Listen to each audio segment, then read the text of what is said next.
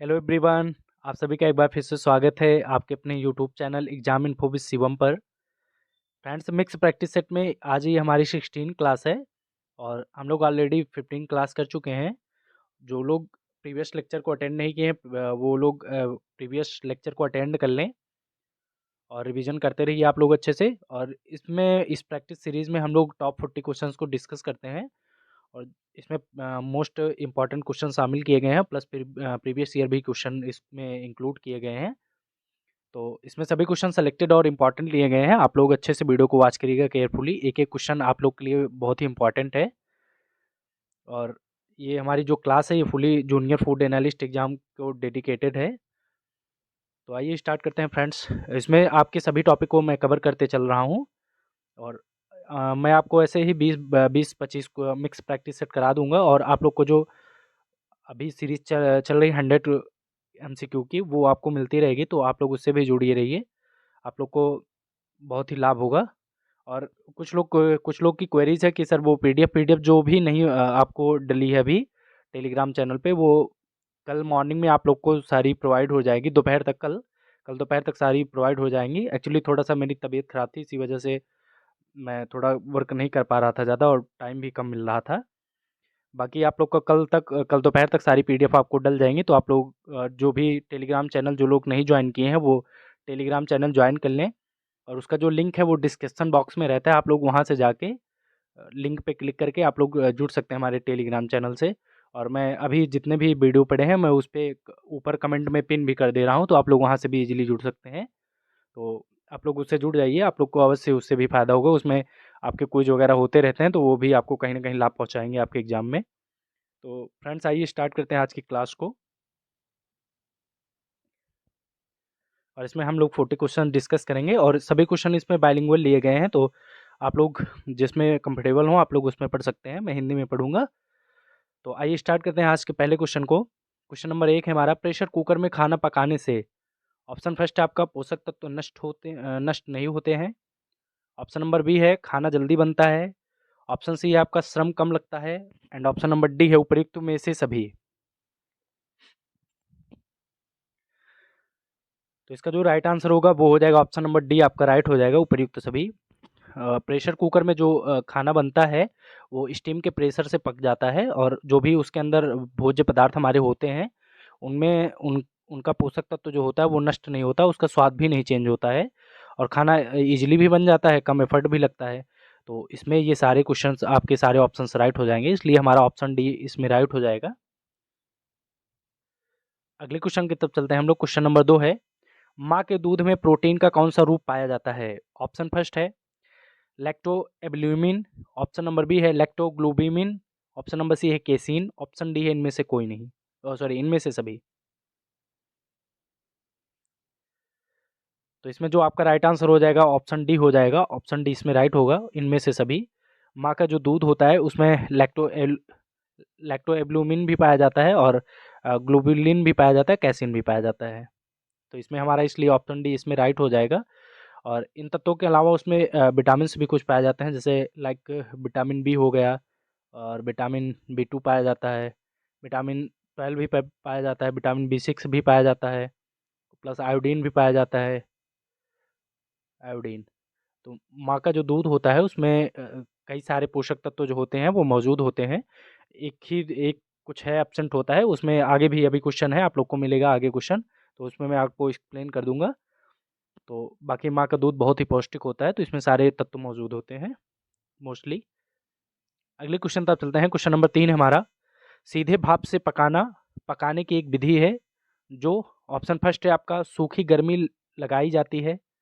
Option number B है वसा या तेल को पकाने के माध्यम के रूप में उपयोग करती है। ऑप्शन सी है गीली पकाने की विधि है। ऑप्शन नंबर डी है गर्म पकाने की अप्रत्यक्ष विधि है। तो इसका जो राइट आंसर होगा आपका वो हो जाएगा ऑप्शन नंबर डी, इसमें राइट हो जाएगा, गर्म पकाने की अप्रत्यक्ष विधि है।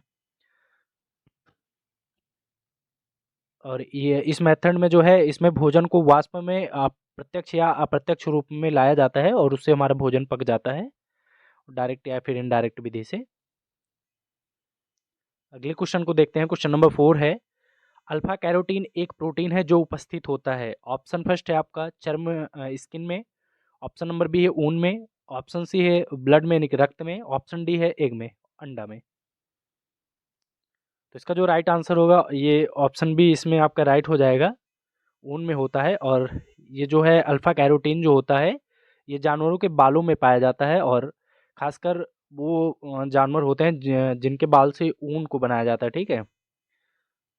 जिनके बालों से ऊन ऊन बनाया जाता है, तो उन जानवरों में ये पाया जाता है अल्फा कैरोटीन। बाकी नेल वगैरह में भी पाया जाता है, जो जानवर का खुर होता है, खुर उसमें भी पाया जाता है। अगले क्वेश्चन की तरफ चलते हैं। क्वेश्चन नंबर 5 है हमारा, जैविक मूल्य का प्रयोग किसकी गुणवत्ता मापने के लिए किया जाता है? ऑप्शन फर्स्ट है आपका कार्बोहाइड्रेट, ऑप्शन नंबर बी है प्रोटीन की, और ऑप्शन सी है वसा की, ऑप्शन नंबर डी है आपका विटामिन के की, सॉरी विटामिन की।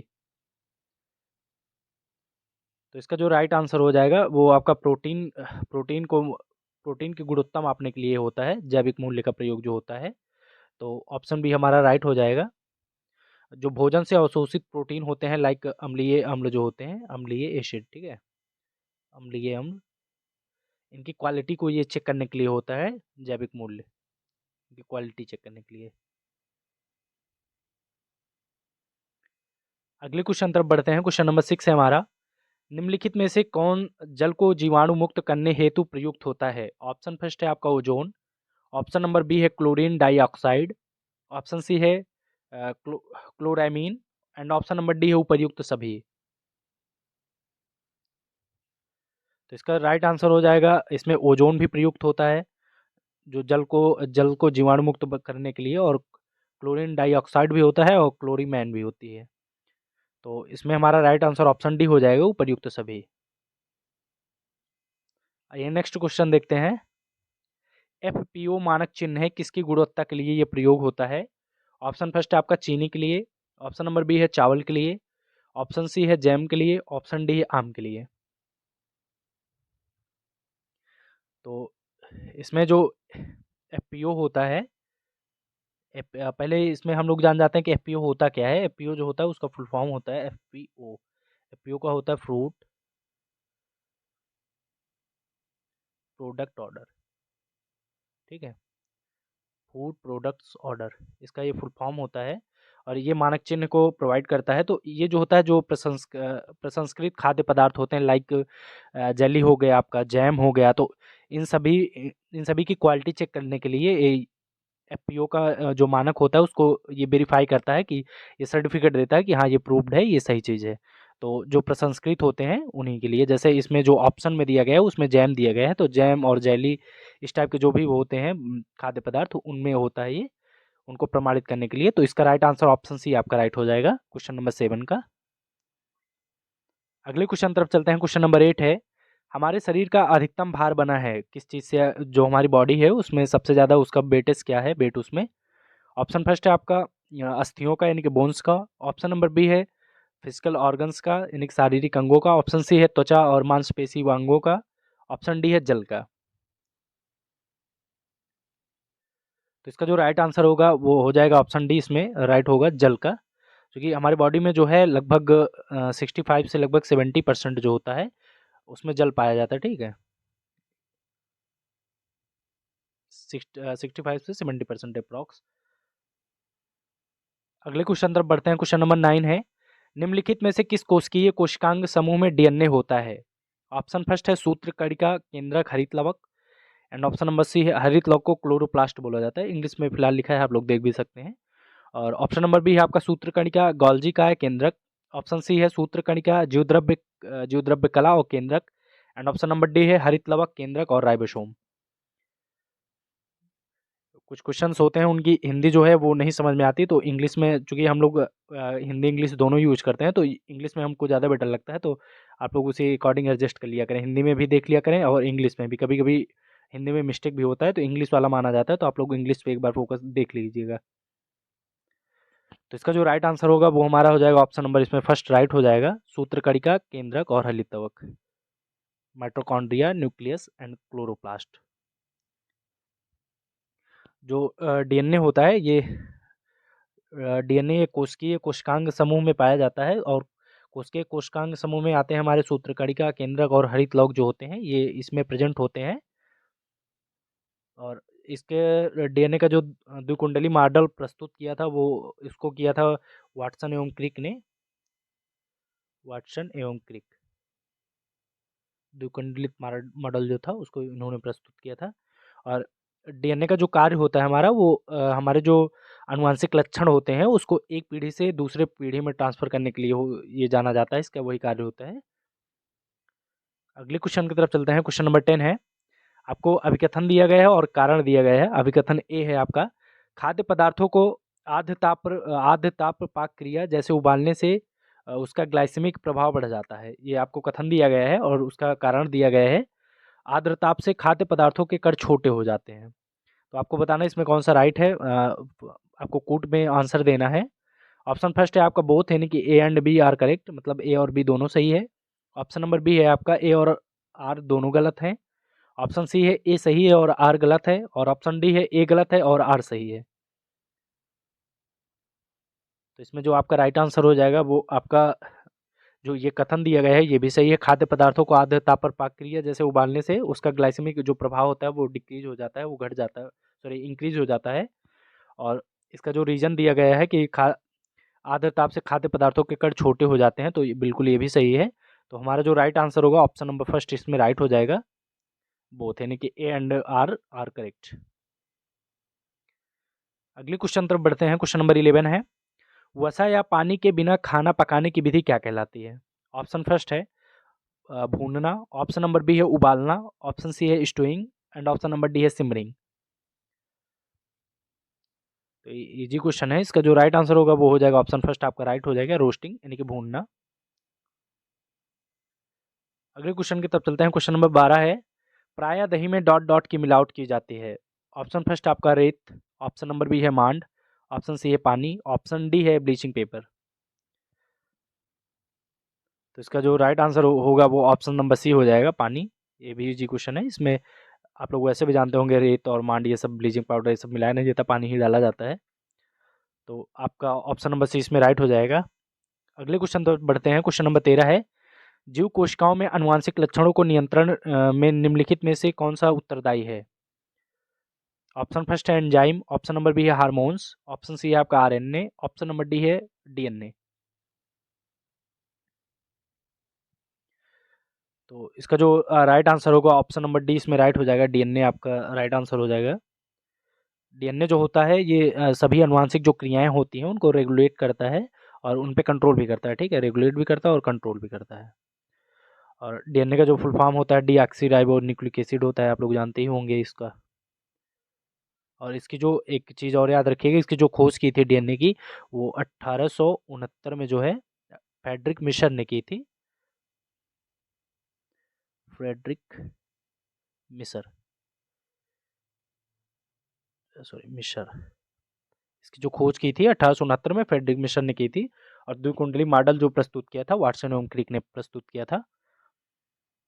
तो हम लोग ऐसे कुछ क्वेश्चन को जो ऑप्शंस में है उसको डिस्कस भी करते चलेंगे, उससे हमारा क्या है ना कुछ क्वेश्चन और भी एक्स्ट्रा में तैयार हो जाएंगे, कुछ फैक्ट्स। मान लीजिए वही अगर ऑप्शन भी है वही एग्जाम में आपके आ गए तो आप लोग एटलीस्ट उसको जानते रहिए, इसलिए मैं सोचा ऑप्शंस को भी थोड़ा एक्सप्लेन करते चलूँ, ज़्यादा बेटर रहेगा। क्वेश्चन नंबर 14 है हमारा, डेक्सट्रोज के रूप में जाना जाता है। ऑप्शन फर्स्ट है फ्रैक्टोज को, ऑप्शन नंबर बी है लैक्टोज को एंड ऑप्शन नंबर सी है ग्लूकोज को, ऑप्शन डी है आपका सुक्रोज को।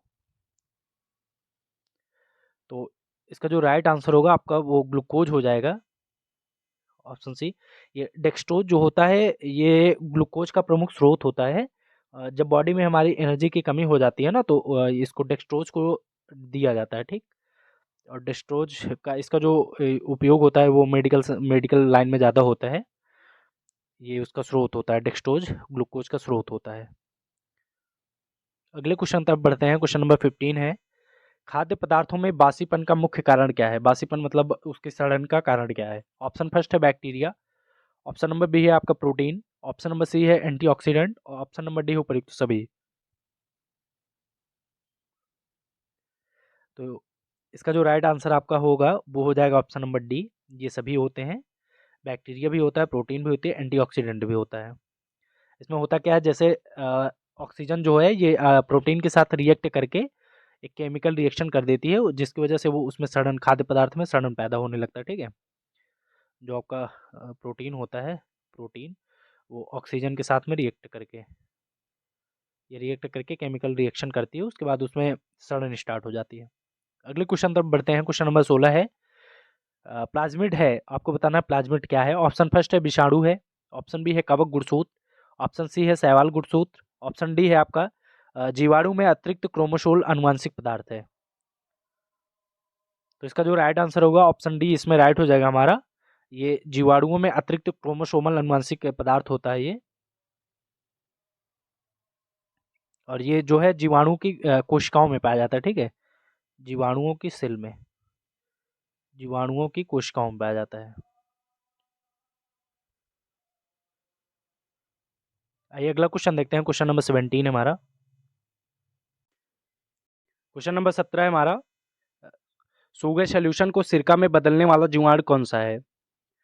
ऑप्शन फर्स्ट है आपका माइकोकोसस कॉन्डिसेंस, ऑप्शन नंबर बी है लैक्टोबैसिलस, ऑप्शन सी है Acetobacter aceti, and option number D है उपयुक्त में कोई नहीं। तो इसका जो राइट आंसर होगा वो हो जाएगा ऑप्शन नंबर सी, इसमें राइट हो जाएगा आपका। एसिटोबैक्टर एसेंटी जो होता है ये एक जीवाणु होता है, और ये शर्करा, जो शर्करा का घोल होता है उससे रिएक्ट करके ये सिरका में उसको चेंज कर देता है। अगले क्वेश्चन बढ़ते हैं। क्वेश्चन नंबर 18 है, गोल्डन राइस की किस्म में प्रचुर मात्रा में पाई जाती है। आपको बताना जो गोल्डन राइस होता है उसमें प्रचुर मात्रा में क्या पाया जाता है। फर्स्ट है आपका लाइसिन, ऑप्शन नंबर बी है बायोटिन, ऑप्शन नंबर सी है beta carotene, option number D है आपका विटामिन सी। तो इसका जो राइट आंसर होगा वो हो जाएगा ऑप्शन नंबर सी, आपका बीटा कैरोटीन पाया जाता है। ऑप्शन नंबर सी राइट हो जाएगा। आइए अगले क्वेश्चन तरफ बढ़ते हैं। क्वेश्चन नंबर 19 को देखते हैं। मॉस स्पेक्ट्रोमीटर की खोज किसने की थी। ऑप्शन फर्स्ट है J Thomson, option number B है Otto Hahn, option number C आपका Walter Kaufmann, and option number D है रदरफोर्ड। तो इसका जो राइट आंसर हो जाएगा आपका ऑप्शन फर्स्ट राइट हो जाएगा। जो मॉस स्पेक्ट्रोमीटर होता है उसकी खोज जे थॉमसन ने की थी। अगले क्वेश्चन तरफ बढ़ते हैं। क्वेश्चन नंबर 20 है, प्रोटियोलाइटिक एंजाइम का अच्छा स्रोत है। ऑप्शन फर्स्ट है मूली और सलजम, ऑप्शन बी है आपका कच्चा आम, ऑप्शन नंबर सी है मीठा गन्ना, ऑप्शन डी है पपीता और अनानास। तो इसका राइट आंसर आपका हो जाएगा ऑप्शन डी राइट होगा इसमें, पपीता और अनानास। पपीता में जो है पपैन नामक प्रोटियोलाइटिक प्रोटीन पाया जाता है, पपैन, पपीते में। और अनानास, अनानास में भी इसमें पाया जाता है ये प्रोटियोलाइटिक एंजाइम पाया जाता है उसमें भी। और पपीते के जो फल होता है, फल और इसके जड़ में और पत्ती में भी कुछ कुछ थोड़ा बहुत पाया जाता है, कुछ परसेंट पत्ती में भी। तो इन सभी में पाया जाता है प्रोटियोलाइटिक एंजाइम आपका। अगले क्वेश्चन तरफ बढ़ते हैं। क्वेश्चन नंबर 21 है, माँ का दूध में कौन सा तत्व अनुपस्थित होता है। ऑप्शन फर्स्ट है लौ, ऑप्शन नंबर बी है कैल्शियम, ऑप्शन नंबर सी है मैग्नीशियम, ऑप्शन डी है आपका पोटेशियम। तो जो माँ का दूध होता है उसमें तो सारे तत्व प्रेजेंट होते हैं लगभग ही, जैसे कैल्शियम आपका, मैग्नीशियम भी होता है, पोटेशियम भी होता है, आयोडीन आपका पाया जाता है। और इसके पहले मैंने अभी एक्सप्लेन ही किया था कि विटामिन भी पाए जाते हैं। विटामिन बी पाया जाता है आपका, विटामिन B6 है, विटामिन B2 भी है, 12 भी पाया जाता है। तो माँ के दूध में कई सारे पोषक तत्व पाए जाते हैं, बट उसमें जो आयरन होता है वो एब्सेंट होता है। आयरन होता है बट बहुत कम मात्रा में, लगभग 0.03% होता है, तो इसको नगण्य के बराबर ही माना जाता है। तो इसलिए बोला जाता है कि माँ के दूध में जो आयरन होता है वो अनुपस्थित होता है, बाकी सारी चीज़ें उसमें प्रेजेंट होती हैं। आइए नेक्स्ट क्वेश्चन देखते हैं। क्वेश्चन नंबर 22 है हमारा, आईएलएसी एक औपचारिक संगठन का गठन कब हुआ था, आपको बताना है ये स्टेबल कब हुआ था। ऑप्शन फर्स्ट है 1995 में, ऑप्शन नंबर बी है 1963 में, ऑप्शन नंबर सी है आपका 1996 में, ऑप्शन डी है 1980 में। तो इसका जो राइट आंसर हो जाएगा आपका 1996 होगा, ऑप्शन नंबर सी इसमें राइट हो जाएगा। और आईलैक जो है एक संगठन है, और आईलैक इसकी जो शुरुआत हुई थी वो एक सम्मेलन के तौर पे हुई थी 1977 में, ठीक है? एक बैठक हुई थी और ये बैठक जो है कोपेनहेगन डेनमार्क के कोपेनहेगन में हुई थी। कोपेनहेगन में, डेनमार्क में पड़ता है ये। वहीं पे एक सम्मेलन हुआ था, बैठक हुई थी और 1977 में वो सम्मेलन हुआ था, इसी के तौर पे उसको बनाया गया था। बाद में ये चल के एक 1996 में एक औपचारिक संगठन ये बन गया और इसका जो उद्देश्य होता है वो मान्यता प्राप्त जो लैबोरेटरीज होती हैं उनके परिणामों की स्वीकृति को बढ़ावा देना होता है, जिससे व्यापार में सहयोग मिले और अंतर्राष्ट्रीय लेवल पे व्यापार को बढ़ावा दिया जा सके, उसी को ये प्रमोट करता है आईलैक। और बाकी मैंने इसमें जो प्रमुख आपकी संस्था है, 2-4 संस्थाएँ हैं, जैसे एफएसएसएआई हो गया, आईलैक हो गया, एफसीआई हो गया, इन सब के बारे में मैंने एक छोटा-सा वीडियो डाला हुआ है 10 से 12 मिनट का, आप लोग उसको जाके एक बार देख लीजिएगा। जिन थोड़ा-सा उसमें मैंने उसको ज़्यादा अच्छे से डिस्क्राइब किया है, तो आप लोग इसको जाके एक बार देख लीजिएगा। अगले क्वेश्चन तरफ बढ़ते हैं। क्वेश्चन नंबर 23 है हमारा, निम्नलिखित में से कौन-सी बीमारी प्रोटोजोआ के कारण होती है? ऑप्शन फर्स्ट है कालाजार, ऑप्शन नंबर बी है एड्स, ऑप्शन नंबर सी है रेबीज, ऑप्शन डी है आपका चेचक। तो इसका जो कालाजार बीमारी होती है ये प्रोटोजोआ के कारण होती है। ऑप्शन फर्स्ट इसमें आपका राइट हो जाएगा और जो प्रोटोजोआ का नाम है वो है लिस्मेनिया जीनस। लिस्मेनिया जीनस के जो प्रोटोजोआ होता है उसी के कारण होता है, लिस्मेनिया जीनस। इसी के प्रोटोजोआ के कारण जो होता है ये कालाजार बीमारी होता है। इसमें आपको इसके जो लक्षण होते हैं, काफ़ी लॉन्ग टाइम तक आपको फीवर आने लगता है, बॉडी पेन करती है, इसी प्रकार की आपको दिक्कत होने लगती है। अगले क्वेश्चन तरफ बढ़ते हैं। क्वेश्चन नंबर 24 है हमारा, निम्न में कौन सही है आपको बताना है, निम्न में से कौन सा सही है जिन्हें विषाणु संक्रमित कर सकते हैं? ऑप्शन फर्स्ट है जीवाणुओं को, ऑप्शन नंबर बी है आपका कवक को, ऑप्शन थर्ड है आपका पादप को। तो इसमें आपको कोड दिया गया, आपको बताना है कि कौन से कथन सही हैं जिन्हें विषाणु संक्रमित कर सकते हैं। ऑप्शन फर्स्ट है आपका केवल 1 और 2, ऑप्शन बी है ओनली 3 एंड ऑप्शन सी है only first and third, option number D आपका फर्स्ट, सेकंड एंड थर्ड। तो इसका राइट आंसर जो होगा ऑप्शन डी आपका इसमें राइट हो जाएगा। फर्स्ट और सेकंड थर्ड तीनों को, जीवाणु को भी, कवक को भी, पादप को, इन सभी को जो होते हैं ये डिस्टर्ब कर देते हैं, संक्रमित कर देते हैं विषाणु जो होते हैं। अगला क्वेश्चन देखते हैं। क्वेश्चन नंबर 25 हमारा, उत्तर प्रदेश में प्रसिद्ध भारत माता मंदिर स्थित है? ऑप्शन फर्स्ट है वाराणसी में, ऑप्शन नंबर बी है मेरठ में, ऑप्शन सी है आपका आगरा में, ऑप्शन नंबर डी है प्रयागराज में। तो इसका जो राइट आंसर होगा वो हमारा ऑप्शन फर्स्ट राइट हो जाएगा, वाराणसी में। और ये वाराणसी में महात्मा गांधी एक सेकेंड जी, महात्मा गांधी विद्यापीठ में, ये विद्यापीठ के परिसर में स्थित है, विद्यापीठ के परिसर में।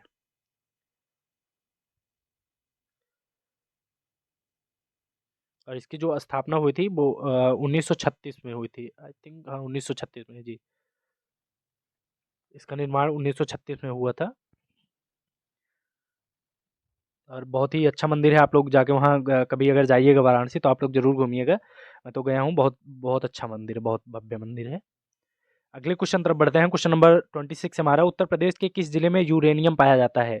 ऑप्शन फर्स्ट है वाराणसी में, ऑप्शन नंबर बी है सोनभद्र, ऑप्शन डी है आपका बांदा, ऑप्शन नंबर डी है आपका ललितपुर। तो इसका जो हमारा राइट आंसर होगा ऑप्शन नंबर डी हमारा राइट हो जाएगा इसमें, ललितपुर में। ललितपुर में यूरेनियम पाया जाता है और ललितपुर जो हमारा है ये बुंदेलखंड क्षेत्र में आता है, ठीक है? इसको भी आप लोग याद रखिएगा, बुंदेलखंड क्षेत्र में पड़ता है ये, बुंदेलखंड क्षेत्र में। ये अगले क्वेश्चन तरफ देखते हैं। क्वेश्चन नंबर 27 है, सुरहाताल पक्षी विहार स्थित है, आपको बताना कहाँ पर इसकी लोकेशन है। ऑप्शन फर्स्ट है जौनपुर डिस्ट्रिक्ट में, ऑप्शन नंबर बी है बलिया डिस्ट्रिक्ट में, ऑप्शन नंबर सी है वाराणसी में एंड ऑप्शन नंबर डी है देवरिया में। तो इसका राइट आंसर आपका होगा ये बलिया में पड़ता है, बलिया में लोकेटेड है। और इसकी जो स्थापना हुई थी, वो हुई थी 1991 में, 1991 स्थापना इसकी 1991 में हुई थी। और ये लगभग 34.23 वर्ग किलोमीटर में फैला हुआ है, ठीक है? इसका जो क्षेत्रफल है वो 34.32 वर्ग किलोमीटर में इसका एरिया है, फैला हुआ है। और एक चीज़ और याद रखिएगा आप लोग, इसको जो है जयप्रकाश नारायण पक्षी विहार के नाम से जाना जाता है, इसका नाम बदल गया है, जयप्रकाश, ये आप लोग जरूर याद रखिएगा, जयप्रकाश नारायण, पक्षी विहार। ठीक है, अब इसको इस नेम से जाना जाता है। तो इसमें हमारा क्लियर हो गया, इसका न्यू नेम है जयप्रकाश नारायण पक्षी विहार। इसकी स्थापना 1991 में हुई थी और इसका जो क्षेत्रफल है वो 34.32 वर्ग किलोमीटर में फैला हुआ है। ठीक, ये बलिया डिस्ट्रिक्ट में पड़ता है। ये अगला क्वेश्चन देखते हैं, क्वेश्चन नंबर 28 है, निम्नलिखित में से एक उत्तर प्रदेश का लोकगीत नहीं है, आपको बताना है। ठीक है, इस क्वेश्चन को आप लोग जब भी पढ़िएगा तो उस पर आप लोग गौर करके अच्छे से पढ़िएगा, नहीं है। ठीक है, पूछा है। ऑप्शन फर्स्ट है आपका बिरहा, ऑप्शन नंबर बी है ढोला मारू, ऑप्शन सी है कजरी, ऑप्शन डी है आपका रसिया। तो बिरहा भी यूपी में होता है, कजरी भी होता है, रसिया भी होता है। ढोला मारू ये हमारे यहाँ का नहीं है और ये जो है राजस्थान का है। ठीक, ये राजस्थान का लोकगीत है, तो यही हमारे यहाँ के नहीं है, बाकी सारे हमारे यहाँ के हैं, यूपी के। अगले क्वेश्चन तरफ बढ़ते हैं, क्वेश्चन नंबर 29 है, उत्तर प्रदेश के ब्रजमंडल का संबंध इनमें से किस लोक नृत्य से है? ऑप्शन फर्स्ट है आपका छोलिया, ऑप्शन नंबर बी है नटवरी, ऑप्शन बी है जोगनी और ऑप्शन नंबर डी है आपका चरकुला। तो जो ब्रज क्षेत्र में किया जाता है बेसिकली वो चरकुला है हमारा, ऑप्शन डी इसमें आपका राइट हो जाएगा। और चरकुला जो होता है ये एक लोक नृत्य है। ये रथ के पहिए पे जो है घड़ा रख के आदमी इस पे करते हैं, जो लोग करते हैं रथ के पहिए पे इस पे घड़ा रख के किया जाता है। ठीक है, सर पे घड़ा रख के, और इसीलिए इसको घड़ा नृत्य भी बोला जाता है। ठीक, घड़ा नृत्य के नाम से भी जाना जाता है। और ये जो है ब्रजभूमि में किया जाता है। ठीक है, ब्रजभूमि में। आइए अगला क्वेश्चन देखते हैं, क्वेश्चन नंबर 30 हमारा, उत्तर प्रदेश में संतरे की पैदावार वाला प्रमुख जिला निम्नलिखित में से कौन सा है? आपको बताना है। ऑप्शन फर्स्ट है आपका आगरा, ऑप्शन नंबर बी है मथुरा, ऑप्शन सी है सहारनपुर, ऑप्शन नंबर डी है कानपुर देहात। तो इसमें जो हमारा राइट आंसर होगा वो हो जाएगा सहारनपुर, यानी कि ऑप्शन नंबर सी हमारा राइट हो जाएगा। जो संतरे की ज़्यादा पैदावार वाला प्रमुख जिला है वो सहारनपुर है। आइए अगला क्वेश्चन देखते हैं, क्वेश्चन नंबर 31 है, उत्तर प्रदेश में कृषि श्रम उत्पादकता सर्वाधिक है। ऑप्शन फर्स्ट है आपका पश्चिमी उत्तर प्रदेश में, ऑप्शन नंबर बी है बुंदेलखंड में, ऑप्शन नंबर सी है पूर्वांचल में, ऑप्शन नंबर डी है आपका अवध क्षेत्र में। तो इसका जो राइट आंसर हमारा हो जाएगा वो पश्चिमी उत्तर प्रदेश में जो है यहाँ पे कृषि श्रम उत्पादकता अधिक है। और जो हमारी कृषि वाले जितने भी उपकरण बनते हैं मोस्टली फैक्ट्रियाँ वहाँ पे उधर ही हैं पश्चिमी उत्तर प्रदेश में। तो वो लोग कम लेबर में ज़्यादा उत्पादन करते हैं, तो इसलिए हमारा वैसे भी राइट आंसर ऑप्शन ए हो जाएगा इसमें। ये अगला क्वेश्चन देखते हैं, क्वेश्चन नंबर 32 है, ये आपके कंप्यूटर के क्वेश्चन स्टार्ट हो गए अब। कंप्यूटर तंत्र के कार्य करने के लिए निम्नलिखित में से कौन सा प्रोग्राम अनिवार्य है? ऑप्शन फर्स्ट है आपका operating system, option number B है आपका सिस्टम सॉफ्टवेयर, ऑप्शन सी है आपका M S Word and option number D है एम एस एक्सेल। तो इसका जो राइट आंसर होगा आपका ऑपरेटिंग सिस्टम हो जाएगा, यानी कि प्रचालन तंत्र। इसमें ऑप्शन फर्स्ट आपका राइट हो जाएगा। ये जो इसमें ऑपरेटिंग सिस्टम होता है वो उसको रेगुलेट करता है और कंट्रोल भी करता है। ठीक है, कंप्यूटर को, जो कंप्यूटर के प्रबंधन कार्य हैं जैसे सीपीयू हो गया, मेमोरी हो गया, इन सभी को रेगुलेट करता है, उनका उस पर कंट्रोल भी रखता है। अगला क्वेश्चन देखते हैं, क्वेश्चन नंबर 33 है, निम्नलिखित में से किसका नाम क्लास नाम के समान होना चाहिए? ऑप्शन फर्स्ट है वेरिएबल, ऑप्शन नंबर बी है मेथड, ऑप्शन नंबर सी है आपका कंस्ट्रक्टर, ऑप्शन नंबर डी है हेडर फाइल। तो इसका जो राइट आंसर होगा आपका वो हो जाएगा कंस्ट्रक्टर, ऑप्शन नंबर सी इसमें राइट हो जाएगा।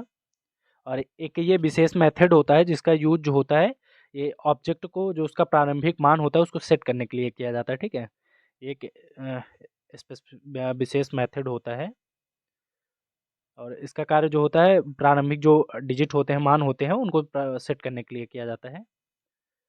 ये अगला क्वेश्चन देखते हैं, क्वेश्चन नंबर 34 है, निम्नलिखित में से किसका उपयोग मोबाइल धन की पहचान करने के लिए किया जाता है? ऑप्शन फर्स्ट है MIMD, ऑप्शन नंबर बी है आपका MISD, ऑप्शन सी है MMID and option number C है MCID। 34 का जो हमारा राइट आंसर होगा वो होगा MMID होता है। ऑप्शन नंबर सी इसमें आपका राइट हो जाएगा MMID। और MMID का जो फुल फॉर्म होता है आपका वो होता है mobile money identifier, mobile money identifier.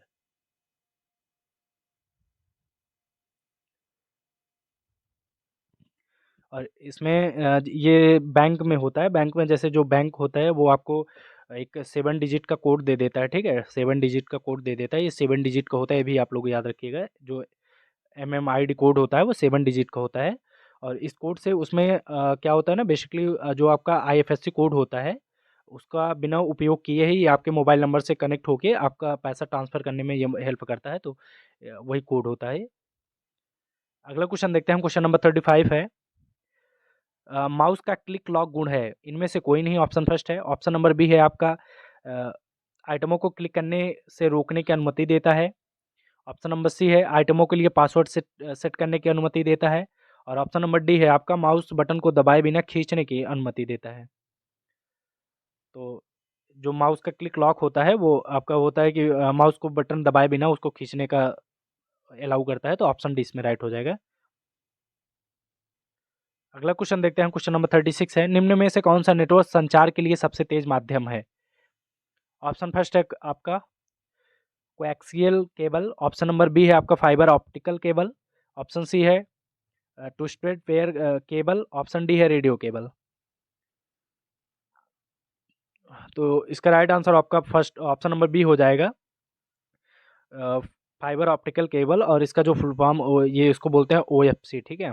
आप लोग इसको देखते होंगे रोड के साइड में किनारे किनारे पड़ा होता है, नीचे केबल होती है, तो इसको ओएफसी बोलते हैं। इसका जो फुल फॉर्म होता है ऑप्टिकल फाइबर केबल होता है, ठीक है? ऑप्टिकल फाइबर केबल, ओएफसी का फुल फॉर्म।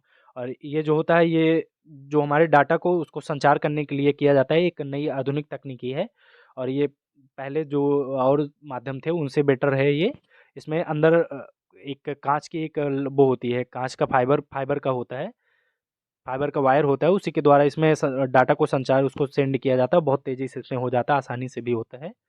तो इसका फुल फॉर्म भी कभी कभी पूछ लेता है, और ओएफसी होता है। ओएफसी का full form optical fibre cable होता है। रोड के किनारे अभी लाइनों पे ये बिछाई जा रही हैं, वही सब होती हैं। अगला क्वेश्चन देखते हैं, क्वेश्चन नंबर 37 है। यदि कंप्यूटर का एक लैन में एक एकल केबल के साथ जुड़े होते हैं तो इस तरह के टोपोलॉजी को क्या नाम दिया जाता है? ऑप्शन फर्स्ट है बस टोपोलॉजी। ऑप्शन नंबर बी है आपका स्टार टोपोलॉजी। ऑप्शन सी है मेश टोपोलॉजी। और ऑप्शन डी है आपका हायरार्किकल टोपोलॉजी। तो इसका जो राइट आंसर होगा वो हो जाएगा बस टोपोलॉजी बोला जाता है। जैसे लाइक आपका कंप्यूटर है, एक कंप्यूटर इधर है, एक कंप्यूटर यहाँ है, इधर भी एक कंप्यूटर इधर है, तो एक वायर ऐसे जाएगा, उसी से सारे कंप्यूटर को कनेक्ट कर दिया जाएगा, ठीक है? और इसी को बस टोपोलॉजी बोला जाता है, इस मेथड को। और इसमें जो नेटवर्क यूज होता है लैन होता है, लैन का जो फुल फॉर्म होता है वो होता है आपका local area network, local area network. और इसकी जो रेंज होती है वो अप्रॉक्स 1 किलोमीटर के रेंज में होता है, 1 किलोमीटर से कम ही होता है, 1 किलोमीटर के अंदर ही मतलब ये कवर करता है। उसके बाहर इसकी जो क्षमता और रेंज है वो समाप्त हो जाती है। अगला क्वेश्चन देखते हैं, क्वेश्चन नंबर 38 है। उत्तर प्रदेश का प्रथम सॉफ्टवेयर टेक्नोलॉजी पार्क कहाँ है? ऑप्शन फर्स्ट है आपका इलाहाबाद में। ऑप्शन नंबर बी है आपका गौतम बुद्ध नगर। सी है आपका लखनऊ। ऑप्शन डी है कानपुर। तो इसका जो राइट आंसर होगा वो हो जाएगा गौतम बुद्ध नगर। ऑप्शन बी इसमें राइट हो जाएगा आपका। जो उत्तर प्रदेश का प्रथम सॉफ्टवेयर टेक्नोलॉजी पार्क स्थित है वो गौतम बुद्ध नगर में है। अगले क्वेश्चन तरफ बढ़ते हैं, क्वेश्चन नंबर 39 है। भारतीय वनस्पति शोध संस्थान अवस्थित है कानपुर में, धामपुर में और रामपुर में। एंड ऑप्शन नंबर डी है लखनऊ में। तो ये हमारा लखनऊ में स्थित है, ऑप्शन डी इसमें आपका राइट हो जाएगा। आइए अगला क्वेश्चन देखते हैं, और आज का लास्ट क्वेश्चन है क्वेश्चन नंबर 40।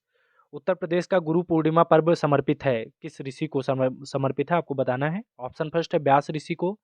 ऑप्शन बी है आपका वशिष्ठ को। सी है वाल्मीकि को। एंड ऑप्शन नंबर डी है आपका भृगु को।